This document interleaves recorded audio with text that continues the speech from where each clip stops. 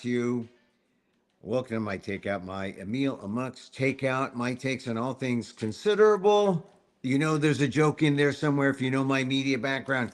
Here I am. I'm in Canada.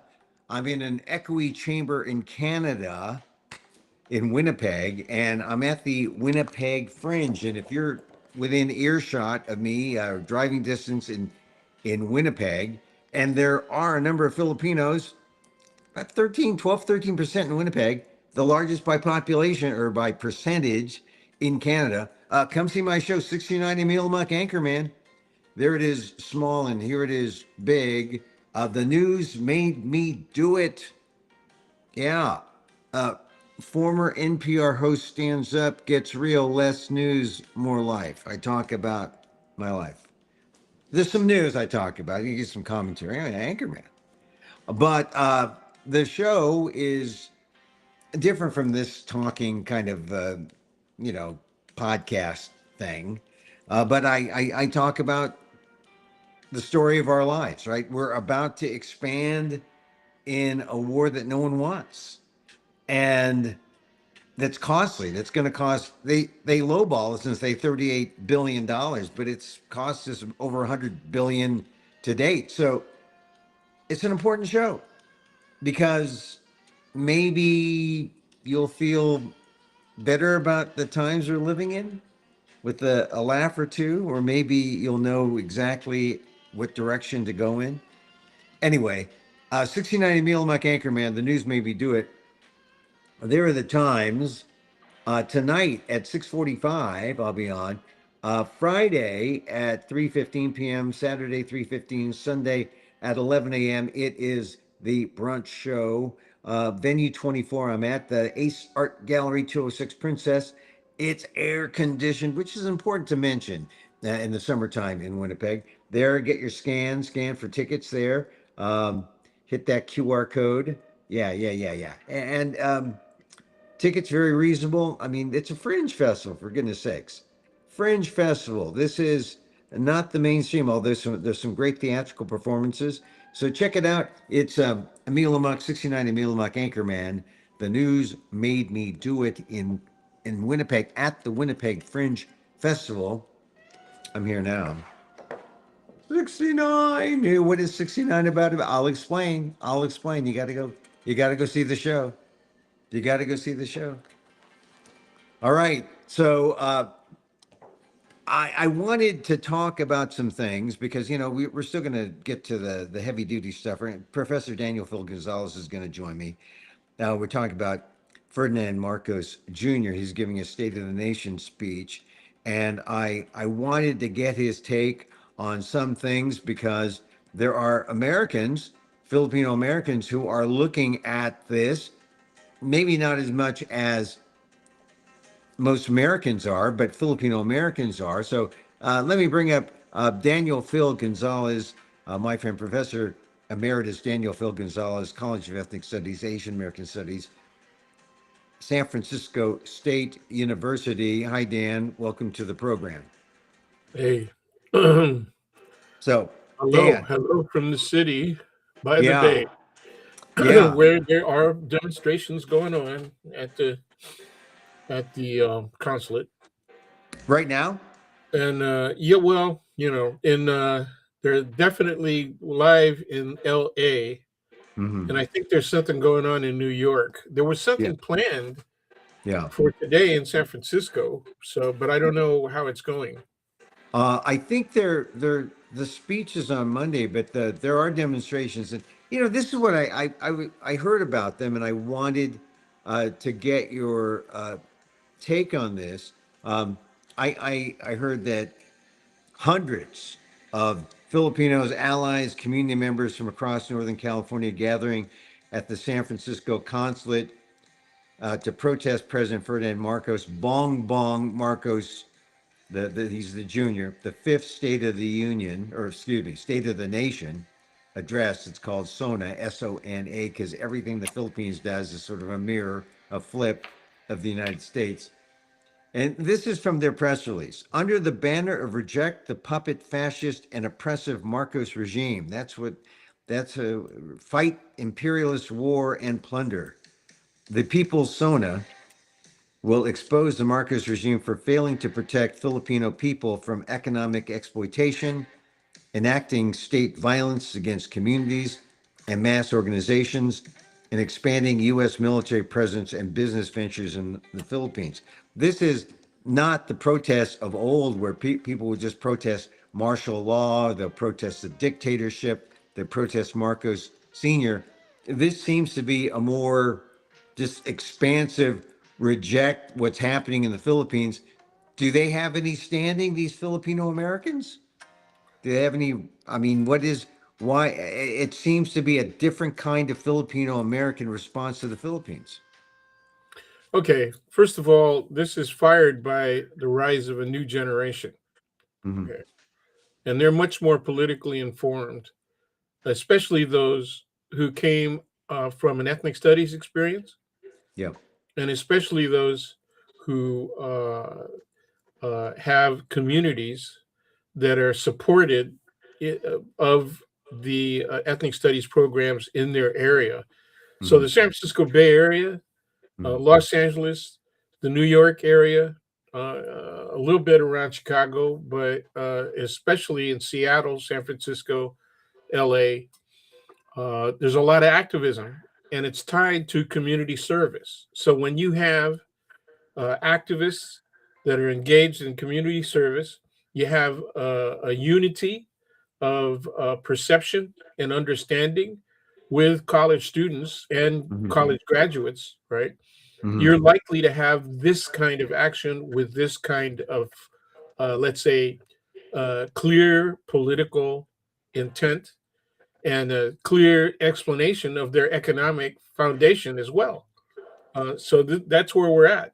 Yeah. The And it's. reactions to protests in the Philippines, and the reactions actually, especially the use of military Mhm. to confront not only alleged terrorists, right, and the Mhm. NPA, the New People's Army elements, or the MILF in the South, okay, Mhm. Mhm. but that those military reactions have resulted in killing of civilians, Right. and among those civilians are Filipino American activists, Right. and Yeah. as a result, there's even a stronger bond Yeah. between the younger generations, people in their 20s, 30s, and early 40s, right?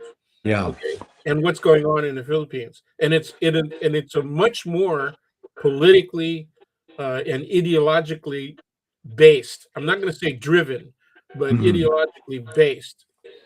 Yeah, but it's almost as if they care more about because they're some of them are dual citizens, some of them are immigrants from the Philippines. They came here and naturalized. Some of them Yeah. are Filipino Americans, but it's almost as if they they see the Philippines and they're more concerned and more active and can do something about something that's going on in their ancestral home rather than maybe they feel more connected there than they do in their home right here in the US. Uh, that's hard for me to explain, but I'm going to try. Hmm. Uh, the problem, I'll give you a historical example, right? Hmm. KDP, which Hmm. was the national organization that was anti-Marcos with Marcos Sr., right? Right. The They developed dictator. an extremely strong and active network Hmm. that was much more uh, politically successful, right, Hmm. than the other organizations. And there were many other organizations, right, Yeah. that were fighting against Marcos for the restoration of civil liberties in the Philippines. Okay, that organization was also very much focused on the Philippines when they started, even though I would say a majority of their members were Filipino Americans born in Yeah. the US. Yeah. Okay. But there's also a greater tie between the Filipino Americans because they saw their administration, the Reagan administration, the Bush administration, they saw them backing the puppet governments of the Philippines and really propping up Marcos. So there was a real a greater symbiotic kind of thing between Filipino immigrants, Filipino Americans, Filipinos here, Filipinos there, and because it was American dollars, and now it's Yeah. like we're not protesting a dictatorship, but we're protesting Philippine policy. Americans and Filipinos here are are protesting Philippine policy, and do they have a right to, or aside from the fact that they're Well, you know you're asking the question about whether or not they have any effect, real effect. Okay, right they have very little effect on the Philippines and in the Mhm, Philippines, very little mhm, effect. But what effect they do have, okay, mhm.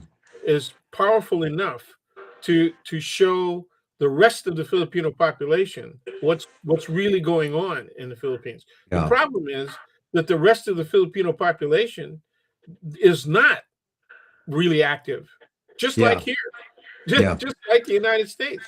The rest yeah, of the Filipino American population isn't as active as the ideologically right motivated people are. That's a yeah, small group of people. yeah, They're a and small group of people, and they really know what's going on, and they're obviously attached to what's going on in their local communities as well. Very well informed, and yeah, also very dedicated to the principles of democracy, of yeah, fairness, of justice. Okay, the yeah. rest of the Filipino American community is not as committed. Yeah, That's the well, problem. this is the thing. I think that Filipinos, when I say, do they have any effect or do they have any standing? I think in some ways they have more standing than anyone thinks, because when you look at the remittances that Filipinos overseas send back to the Philippines, it is part of the economic flow to the Philippines. I mean, 35 to 40 billion from overseas Filipino workers, and 30 about, I mean, the billions of dollars, about maybe a majority of that coming from the US. I mean, so 17 billion per year. yeah, I mean, when you That's look, huge. yeah, when you Yeah, but look at that, people here are like investors in the Philippines. They have standing. They have a right to speak well, out. yeah, but they're not that active. The Yeah, people who are really active is a small percentage yeah, of the general Filipino American population. yeah, Okay, yeah, okay, they're not that active. They have not been that reactive.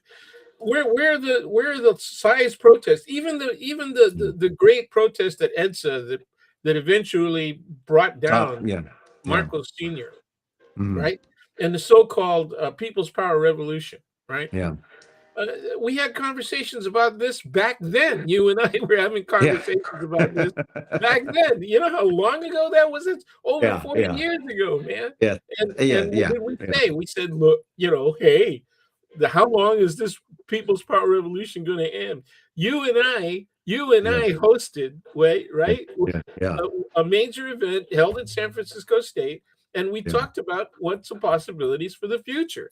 Okay, Oh, here we are. that event occurred twice. Okay, Yeah, Phil Bronstein, yeah, partnered with me for the first one, and you yeah, and I were partners for the second one.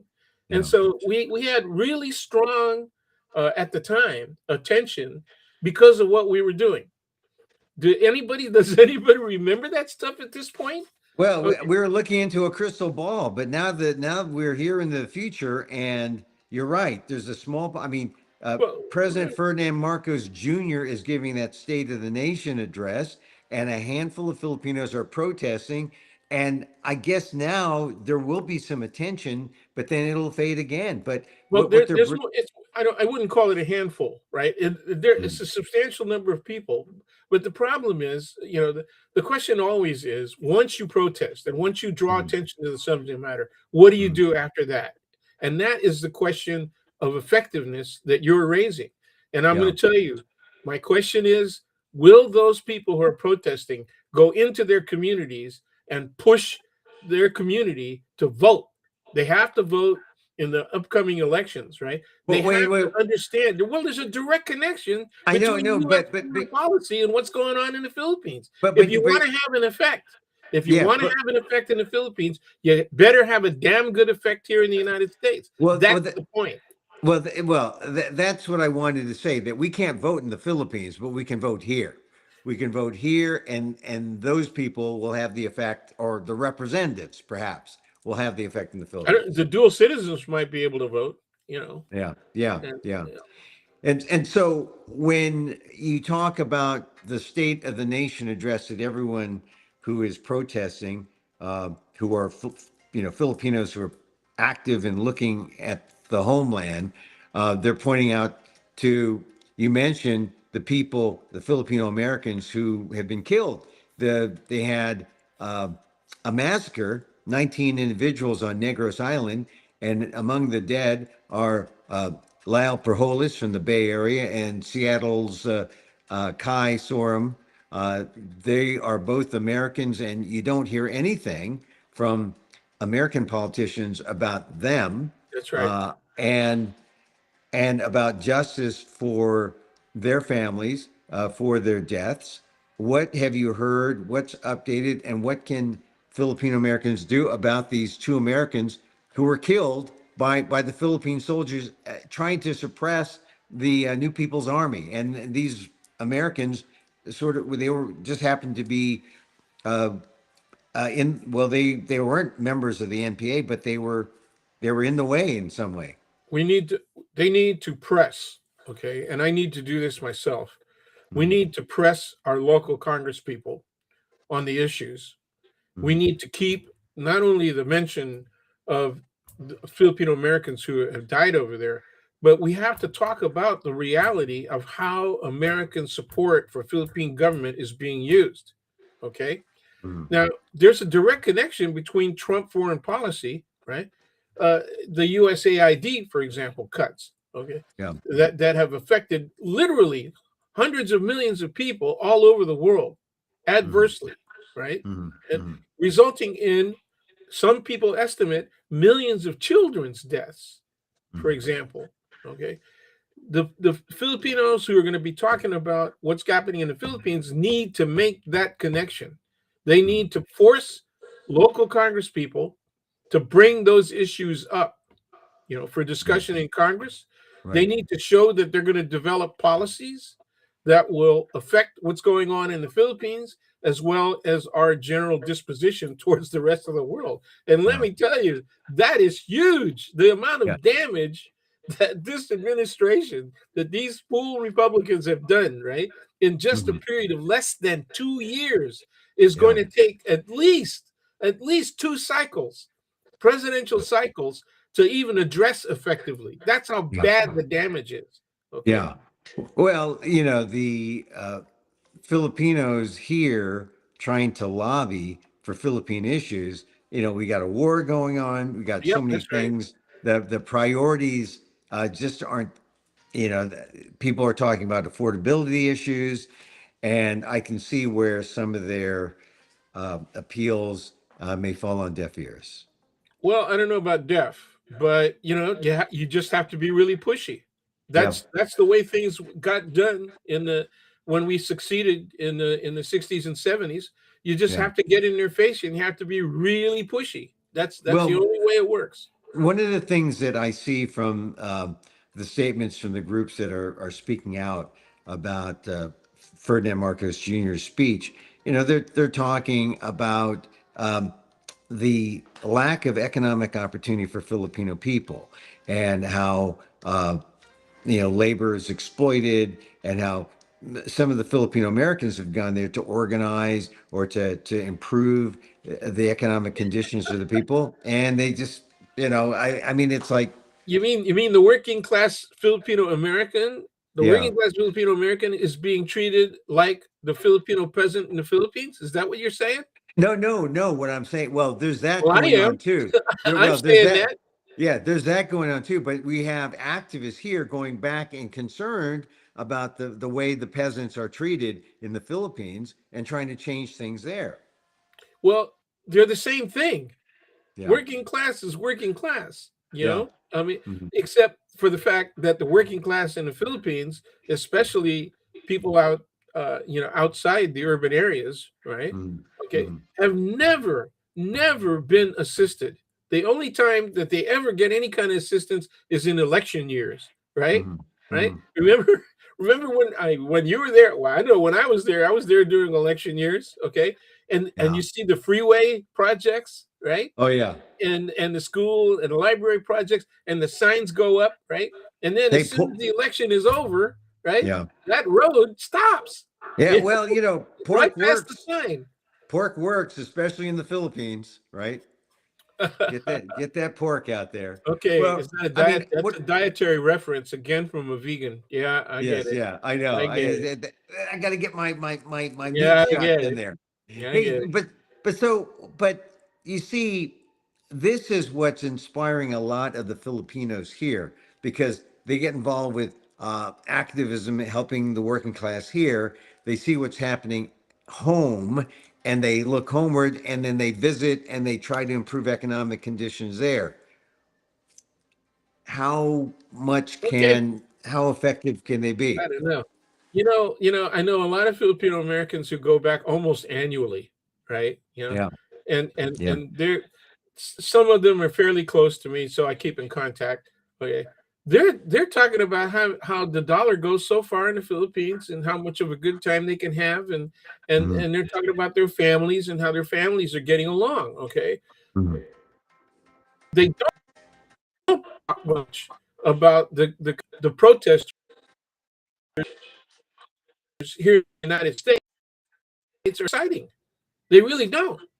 That once again, minority of people, right, Yeah. who talk about those things. So even my former students who Mhm, have been reasonably well educated in the foundation of Philippine politics, right, mhm. particularly Marcos and post Marcos politics, right, even they really don't look at what's going on out in the provinces as much. Yeah, They look at it as a relief from the urban stress, right? They look yeah, at it as a relief from being in Manila, right? And all of yeah, the traffic and all of everything that's yeah. going on there. But then they don't look at the condition of the people, the working class people in those areas. Hey, You know who does? it Vietnam veterans. yeah, That generation who goes back to the Philippines, yeah, they see what's going on because they are familiar with what was happening in Vietnam. yeah. Well, And it's they draw almost direct parallels in the conditions of the peasantry, the working class. it's almost embarrassing if you go there and you're living in dollars and you go into the peso world There it is. and you're the ugly American. And There it is. I feel that when I just call the call centers, and I don't know how you can change that unless you got to be there, and that's what Lyle Proholis was doing, going there, and he gets killed. That's what Kai Sorum was doing, and he gets killed because the NPA is the New People's Army is out there fighting, and the government forces are fighting the NPA, and the do-gooders get caught in the crossfire. And I don't Well, think enough people have told the story of Kai and Lyle from the Bay Area, but there are a lot of people like them, Filipinos here, who want to do something. They want to go there. Is that the way to do it? To go there and get hands-on experience, to change things? a lot of my former students have done that, and Yeah, they were friends with Lao. yeah, I mean, they're yeah, the generation yeah, exposure tour experiences in the Philippines. They yeah, actually attended protests, participated in protests while they were there, and I said, look, you got to know what you're getting into. In the yeah, Philippines, you go to a demonstration, the kind of reaction you're going to get is not just going to be police trying to break down your break up your protest. It's going to yeah, be military action, and when the bullets start flying, you're at risk. And they yeah, witnessed that. They witnessed farmers being threatened with bulldozers. Right? yeah, They themselves had to run away from bulldozers and tractors being weaponized against them. yeah, So they're way familiar with what's going on. But once again, that is a fraction of the general Filipino American population. This population has got to get up, get conscious. They're scared. A lot of them are really. You were talking about. Well, I'm going to bring Franz into this. Okay, yeah, one of the conflicts that's going on there is that the younger generation is willing to look at critical moments in Filipino American history, like the Vietnam War, like the Marcos era, okay, and who was protesting against Marcos, okay, Mhm. Yeah. like Yeah. the Duterte prosecution of so-called anti-drug war, which was really as political as it was social, right? And Yeah. and so who's being tried, right, in front of the ICC right now, okay? Right, Duterte, and And that's one of the other issues that these Filipino Americans are bringing about. In many ways, it's it's more comprehensive than the yes, protesters of the 60s and 70s and 80s, yes, but it's it's not as direct as Filipino Americans joining arm in arm with Americans and other people saying U.S. government stop funding the Philippines, there it stop funding the is, Filipino there dictatorship. it is. So I'm in agreement with you. That's the point that we need to make. That and the yeah, fact that you got to get out to your community and get people to vote. Not only in the next two elections, they got to yeah, stay active. Okay, yeah, they have yeah, to keep moving. This is going to be really rough to do to accomplish. I have my doubts about yeah. whether or not we have the kind of Democratic Party leadership, right, that's Mhm. needed to get the job done. I want to know, what have they said yet? What it is, what we stand for, The what our goals are, Democrats, what the are our Democrat. No, goals, and how are here's we it. going to accomplish it? Yeah. Well, here's the thing. If you're on the left, the Democrats are it, and it's kind of like a smorgasbord that is more, um, more basic Yeah, stuff. the It's not. Democratic Party has a hard time. Look at Clinton brought the Democratic Party not to the center. He brought the Democratic Party to the center right. Okay, Yeah. okay, the center right. His pro-business positions, right? Remember that he was the guy, and that administration and the Democratic Party House, right, Mhm, went ahead and they said, okay, we're going to do workfare. mhm. Okay, there's no such thing as a free ride. You're going to have to do workfare. Yeah. And the Yeah. people who, one of the groups who was most adversely affected by that were new refugees from Southeast Asia. Yeah. Not only Vietnamese, but Cambodians, Laos, everybody. Mhm. Okay. And so what's happening now? With all of these generalized cutbacks and everything, who are the people who are most affected? And yet you don't see Filipinos coming out and taking strong positions.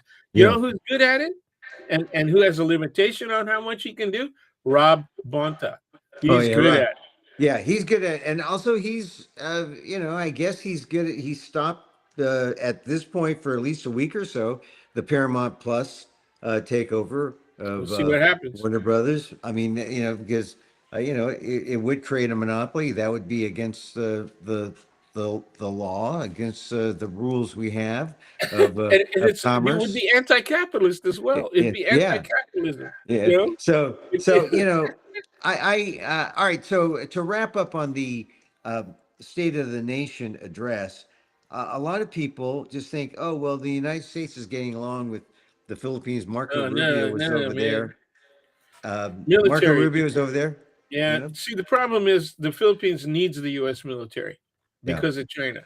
They need Yeah. the U.S. military because of China, but they got to act like they are the boss of their own freaking country. That they're a sovereign society and Yeah. quit making deals. They need the military, but they're accepting, right, American corporate engagement in the Philippines. Ah. So once Well. That's again, yeah. they're playing corporate lackey to the big boys in the United States. So who's that connected to? Once again, all the AI guys, right? Yeah. Yeah. Can we expect that they're going to want to build data centers all over the Philippines? Can you expect that? Well, if they can't put them in Mars or outer space, Not they yet. might put them in the Philippines. Yeah. Actually, Moon first, man. Yeah, that's where you colonize, right? That's the second colonization, where you put we came in to take your land, but now we just want to park our data centers and colonize your land Look, for the data centers. Filipino politicians are just as bad, right? Isn't this weird to say this? They're just as bad as the As American the right. Amer- It's power. The Philip. Why are the Filipinos acting like a bunch of Lindsey Grahams? It's like that's what it. Well, he was a Graham cracker, I guess, huh? From South Carolina. Ooh, Ooh, no. ooh. I was thinking that Lindsey That Graham. has that He has that has some depth to it too. The Yeah, cracker yeah. thing has Well, yeah. some You got depth. to think. Oh, we got to go deep. Well, the thing about Lindsey Graham is that he had the best exit strategy, right? Except What, he he croaked? exit He he croaked. exited before democracy died. So I guess that's sort of Oh, good. oh But my God. no, I just think that right now, uh, everyone, the self-serving, self-dealing politician, that is the model. Donald Trump has established it as the model, and it's sad because what are the Philippines is really, they don't want to be rule of law. They want to be just like they are. Give us democracy and we'll be under the table and do everything under the table like we always have, and that's fine. That's our demo. That's like this is what we can do. And You're talking. You're saying that that's culture. yeah, That's yeah. culture. Yeah, I mean, like all the times when we were protesting the Marcos regime, the first one, the dictatorship, we wanted democracy to work in its ideal form. Well, maybe that's all that they could have done. That's as good as democracy got. And this is how it's evolved. It's still corrupt. And America no longer wants to be the ideal. It wants to be the leader of the corrupt. If everyone's corrupt, then we're going to be the leader of the corrupt. I mean that's the ironic thing. I think that Yeah, there it is is no ironic. ideal You know. American. Remember when Trump keeps every once in a while he'll say it, right? Yeah, You're not going to have a country anymore. It's going to be a third world country. Okay. yeah, You know who's making it a third world country? he You is. are. You and your Republican Party, they're making a third world country. Yeah, What are yeah, they afraid of? They're afraid of retribution. What do you yeah, mean? Well, people come and they threaten judges, they kill judges' families. Okay. yeah. Well, There's people. assassination attempts left and right, literally left and right, right? Hey, Okay. they're doing polls. I think I saw a Harris poll the other day that said that politics was named as the number one thing people fear. 10%. 10% fear politics. How do you fear? Well, in the divided country, violence, assassinations. That's how you fear politics, and it makes people not want to take part. It makes people say, "Oh, hey, that's your thing. You take over there. I'll just keep my thing," and it creates a passive type of participation. Passive is not a participation. It alienates the people who should be active, and it spoils democracy. But people are scared. People are fearful, and that. We have been headed in this direction ever since Nixon. We have Yeah, been headed in that's the consistent movement in American society after Roe versus Wade, which was yeah, 1973, has been further and further to the right. So this is not a centrist society. People keep saying, well, the general tendency for Americans is to be centrist. That is BS. Okay. mhm, That is mhm, complete crockery. Okay. The mhm, reality is that American society is at best center right. mhm, Ever since Nixon, it's been moving further to the right. And the mhm. examples of that are look who's coming up. Look who get the protest. Look at the hundreds of people, right, who marched through DC, Yeah, okay, doing imitations of the freaking brown shirts of the yeah, Second World War. What are yeah. we doing here? Okay, what's going Well, on? Who the, who got pardoned? yeah, Okay, who got pardoned? 1,600 people. yeah, Many of whom actively did violence yeah. in the Capitol got pardoned. Okay, This is America now, right? And I tell you, I talked to the Canadians here. Well, they're upset this week because Trump has tariffed hockey again. sticks, and the forest, right? The forest smoke from the forest Oh fire, man, it's coming in, and There- he's mad. Instead of doing something about climate change, he wants to put tariffs on Canada. So Canadians are all kind of like shaking their heads. I say, look, I'm an Was American. it I believe it was a Minnesota congresswoman Yeah, who said that we got to punish Canada because their smoke is choking us out, and they so yeah, just really stupid things, man. yeah, And you're gonna vote that person back in? I mean that yeah. I Well, but yeah. wait a minute. That was Trump who said it too, right? Trump said, Oh yeah, Trump is sure. the one. Yeah, Trump is the one Oh who no, said the but smoke. her version of it was really ridiculous. Her version of Oh, it yeah. was, really stupid. I mean, Yeah. Well, this is the thing, we're alienating our friends, alienating our allies, and we're cozying up to Xi and cozying up to Putin, China, Russia, and it's clear that Donald Trump, even he's a lame duck. He wants to be propped up by Xi and by Putin. He's got his little, crutches there, and but it's not. He doesn't have NATO. He doesn't have. I mean. I don't know where we're going with you know what? Putin's on the way out too. I mean, yeah. it's only a matter of time before somebody burns that guy. They're all weak. They're all weak and they need each other, but it's sad because like Well, Trump is on his way out. she's not weak. Yeah, she's not weak. No, she's not Yeah, weak. yeah. But yeah, so Dan, one thing, should people, if they give money to the Philippines, remittances, we've already established billions Absolutely. of dollars. The Should we only thing that keeps the Philippines going, including people at the lower scale, right? The majority of people on the lower scale of yeah, income in the Philippines, yeah. the only thing that keeps it going is those remittances. Well, The should we problem is, yeah. that's also the only thing that keeps people from acting. It's one of the I don't know about the only thing, but it's one of the biggest Yeah. influences on keeping that movement tapped down. Well, should we, as Americans who remit money to the Philippines, should we stop No, as a form of no. protest? I'm saying you can't stop. But I am saying you can tell people this. You got to do something about what's going on in the Philippines. You Okay. can't just accept the money All right. and let things roll the way they've been rolling. You All can't right. do it. All right. Okay. We have a couple more topics I wanted to cover. Okay. Let's Um, go. there's a FONS convention, Philippine Okay. American National Historical Society. You mentioned it. I'm not there. I'm here in Winnipeg doing this theater festival thing, my solo show. You're not there. It seems like Dorothy Cordova, it's her last. She's been a great founder and leader, and she's in her 90s. This is her last convention.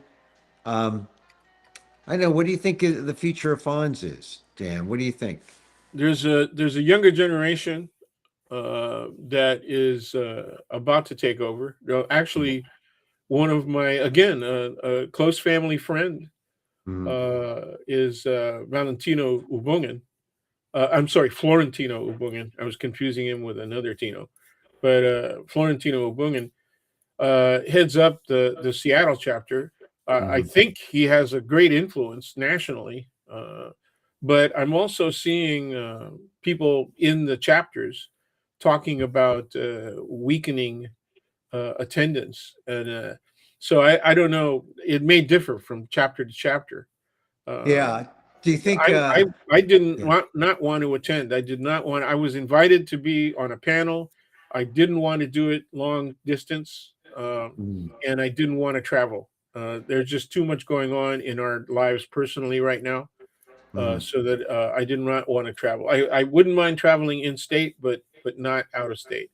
yeah. So uh, the younger generation, there is a generational conflict. Let's just cut to that. Yeah. Okay, Yeah. essentially, Dorothy is like the grandmother Yeah. of the current younger population that's recently joined up with Fonz. Okay, and we were talking offline before we came on Mm, about what Fonz was like when you joined, and mhm, I joined even earlier because I'm mhm, a little bit older. I also was a participant in some of the activities that were pre-Fonz, you know, right. and there were activities that I was talking about with Ben Menor, who's your age actually. He's Yeah. also younger. I think. Yeah. Yeah, I don't at least a few years younger. Yeah. Um, but we knew each other. I think we watched the first Super Bowl together, and so and we had seen a couple of other games when there were still two separate leagues right back then. Mhm. Mhm. Anyway, he attended a far west Filipino youth conference All right. in Yeah. 1972, and that was a precursor to Fonz 10 years later. Okay, Mhm. Yeah. and so we've seen the development of all of these things, and we see the change that's occurring, and we see also generational value conflict. Mhm. Peter Hamero, who passed recently, Yeah. wrote regularly, right, almost on a daily basis, about people who made history and were history from his generation. He's the same generation as Dorothy and Fred. Yeah. Okay. So those Mhm. were all the founding generation of Fonz. Okay. And they still had their story to tell. That's where they put their emphasis. Okay. We have another group of people who were immigrants, right? Post 1965. They want to tell their story. Okay. Yeah. And actually, Fred used to criticize post 1965 immigrants because he'd say they think their history started when they got here. Yeah. Okay, Filipino Yeah. American history. So they don't recognize what he did not understand is, or he was unwilling to state, is that Uh-huh. there's a class issue. A lot of the people who are post 65 immigrants had some level of college education, right? Yeah. They were able to get middle class jobs. It was a lot easier to do, right, in the Yeah. 60s and 70s than it is now. They were able to put their families through college, right? So they Mhm. lived a relatively middle class existence. Okay, Yeah. and they had a class attitude that identified with that existence rather than recognition of the conditions that Filipinos faced before 1965, especially before the Second World War. And Yeah. so Well, they looked at that generation, my father's generation, your father's generation, with some level of disdain and even embarrassment. yeah, the first Filipinos did not, they weren't held up as heroes. They were held up as eyesores. They were ashamed. It was Uh yes.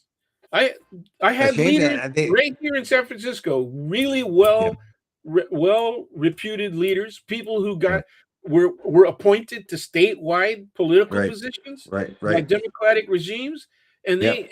they said that those people were an embarrassment, that the Yeah. Kearney Street was an embarrassment. Right. Right. Yeah, I mean, it's hard to believe, but it's true. And because if you're an historian, you say, well, these guys were screwed. These guys were not. They weren't. They were not given a chance. They were fighting uphill all the time, Yeah. and it really is disgusting to hear middle class, upper middle class Especially Filipinos who came especially later. especially when that generation won. They Yeah. Well, won. yes, They yes, resisted. They yeah, struck. They succeeded, right? They yeah, succeeded. And the accelerant to their success was the Second World War, yeah. the GI Yeah, Bill, I mean, this right? is the thing. They didn't, they weren't appreciated, They and I still think, aren't. although I think that if they'll say publicly later that they're like, oh yeah, we stand on your shoulders, kind of thing, but The that they're veteranos issue brought some of yeah, that back up, yeah, right? but there is still a kind of disdain, I think, by people Class who class consciousness. yeah, Class because consciousness. they'll say, "Oh, they weren't wealthy. They didn't own their home. Who are they if they They didn't they have act as economic?" though they act as though that whole generation spends the rest of their lives in SROs, in single room Right. occupancy hotels like the Yeah, I Hotel. That's what they think. The reality is that the vast majority of that generation succeeded, right? and got out. Right. Well, but yeah, but you're right. Some people look at them and say, "Oh, that's they're almost with a kind of well, that's the past. That's the past. But I, we're now, we bring over our Filipino stars, and we have our events, and we have our little, we claim mixed race Filipinos oh who yeah, have had yeah. great success, You know, right? Bonta. This is the thing. Joe Coy, half Filipino. Yeah. Olivia Rodrigo, half Filipino. Yeah. Rob Bonta, half Filipino. Her, her, Me and you, full her, Filipino. HER. Her, half Filipino. But me and you, Right. full Filipino. Full Filipino. We're full Filipino. We can talk. But we're full Filipino. That's almost a Hawaiian Filipino accent there. Yeah, yeah. But I mean, well, the Hawaiians are Ilocanos. That's why they talk. That's how I hear that sound. Yeah, a lot of them are. It's the key of Ilocano. Well, Key of yeah, Ilocano. that's why they roll their R's like there's no No, tomorrow. I don't roll. I don't You roll don't my roll. R's. You got to roll your R's I hard, don't man. roll. I do not roll. Yeah, I you flat. got to I'm roll flat. your. I don't roll. Yeah, I don't you roll. know the first Filipinos actually to land in to be brought to the Philippines were actually Visayan. Oh, So yeah, initially, right? brought But to the then the Philippines. over. I'm sorry, brought to Hawaii. Were Oh, were Hawaii. We're were beside. Ilocano Okay, your from the people. Philippines to Your Hawaii. people. The Your, first your and then the Ilocanos came, and they came in greater numbers. So ah. everybody assumed that it was an Ilocano All thing. right. All right. The Ilocanos were number two. The signs number one. Okay. All right. No, they just got there first in time. Okay. All But right. it's the Yeah. Ilocanos who Yeah. went all the way up to the All right. governorship. They got a Yeah. governor of Hawaii Wait, that wait, no, wait. that Wasn't nobody Cayetano celebrated. Cayetano was an Ilocano? Yeah, he was. That's Yeah, what he I'm was. saying. Yeah. Yes, Yeah. Yeah. yes, Yeah. he was. All right. And nobody celebrated. Remember, everybody was talking about Gary Locke. Gary Locke, man. yeah, Gary Locke. Washington State. And I said, hey, there was another person, who got Yeah. Over. Yeah. became Cayetano. governor of Hawaii. Ben There was another Cayetano. guy. Hawaii. Okay, okay, yeah. Hawaii. That's a state too. I mean, it's an appendage. It's out there. Oh All right, man, Dan. Dan, so all right, look, we got to 45 minutes. yeah, And we're done. so look, we got it in. Thank you for taking part in this. And uh, I'll be back in America next week. Although I like Canada, I bumped into someone who is getting her Filipino passport, or excuse me, not Filipino, Canadian passport. A friend of mine from New York is in the Fringe, and she applied for citizenship to Canada. She's getting her passport. So, We're things out. people are saying bye bye. If this is the way it is in America, there's so many good, except the weather. Well, today it's warm here in Winnipeg, but the summer times when you see Winnipeg, the rest of the time it's under 5 feet of snow and ice, and you don't see Winnipeg. But it's really an interesting city, and I do like Canada. I just hate it when Donald Trump picks fights and bullies Canada, and Well, he bullies Mexico too, he bullies Mexico but too. Yeah, yeah. yeah, he got he received a sharp kick in the gonads from their female president Uh, in his last attempt to deride yes, yes, Mexicans. yes. Yeah. Well, okay. Well, there's a lot of I'm gonna bring my '69 Emil Muck Anchorman show to San Francisco. It's different from iterations of the past. Some same, some not Oh, come same, on, some man. new. Then move it up. Move it up. Call it Emil Amok 70. Come on, man. No, Okay. no, no. I'm Come on. 69. I love that You're 69 gonna because that you're yeah, sure. Jack, you 69.2, got 69. You got Jack Benny syndrome. Yeah. No, no, no. I like that number because it's the same right side up and that upside down. For all kinds of various reasons, Yeah, I like that number too. But it's a fine number. you gotta you gotta communicate that it's different to people, man. You gotta go Okay. 70, 71, 72. That's what you gotta do. Upgrade. Yeah, 69.2. it's just letting everybody know that aging is not bad. Well, that's right. That's right. And that's part of the thing. When I was writing my column for Asian Week, I used to talk about age discrimination. I say that's going to bring us together. I thought that was what's going to bring us together. And you know what? I don't think it's bringing us together. I think, the ages are out there, right? There's, I thought, okay, I see what you mean by who's being unified around ageism or all that. yeah, yeah. Yeah, no. Gee, really? You thought that people would I thought understand. that I thought when we all realized, because race, you can't help your race, you can't rate, all these other things that we get discriminated against. But I thought age, since we all age, we'd have a kind of unity. But that's not Yeah, the man. case. There's a people, the young people hate the old people, old people hate the young people, generational differences, and it's like the new generational trauma. We hate each other because you're younger, you're older, you're this, you're that. Yeah, it's too easy to do. It's too easy to do. And yeah, but you're right. It's one of the things that we could unify around.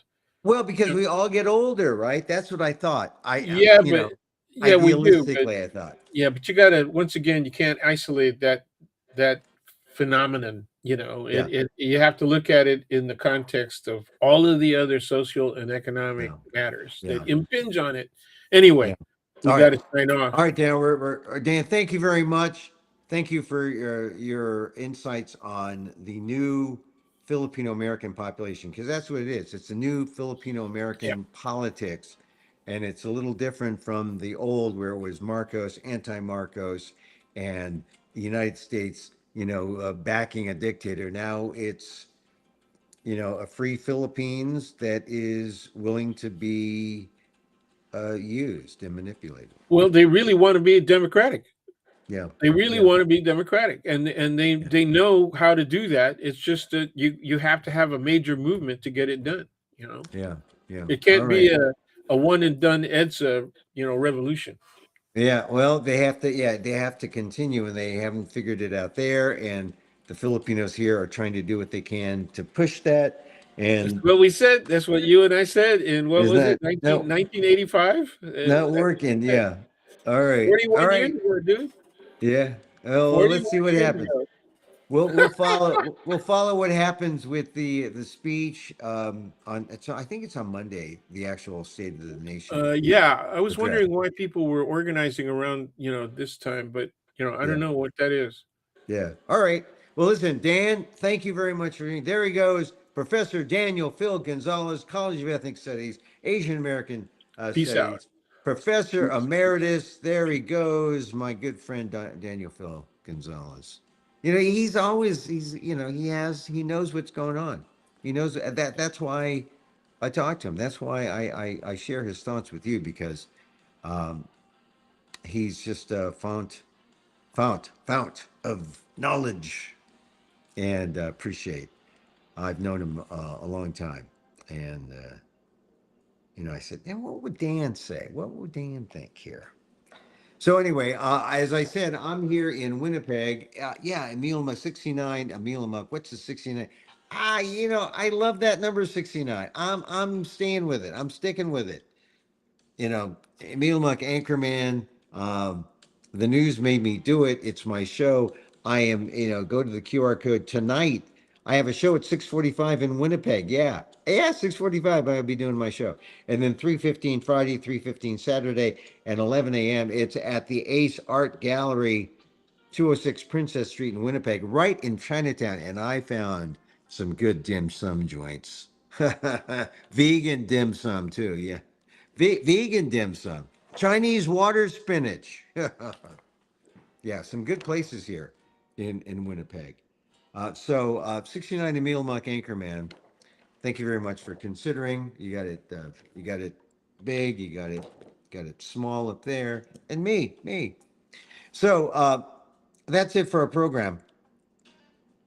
We close with a little loving kindness, a little meditation, because it's important. It's important to close with. Because we love everyone, even that guy, even CFDT 30. We love him.